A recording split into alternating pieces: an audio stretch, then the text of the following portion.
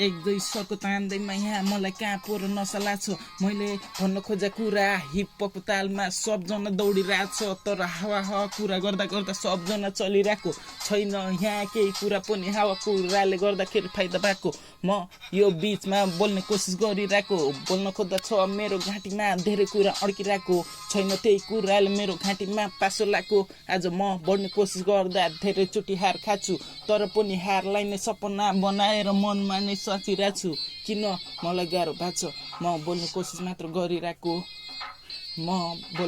मात्र गरिरहेको आफ्नै बाटो आउँदा पनि किन छ यहाँ 2-4 जनाले मलाई नराम्रो भनिरहेको मैले पचाइरहेको छु म हाँसेर नै बाँचिरहेको छु खासमा भन्नु पर्दा एकदमै साइको भएको छु साइको कुरा गर्दा केही किन साइको सबजना साइको भएको मैले कुरा मात्र गरिरहेको किन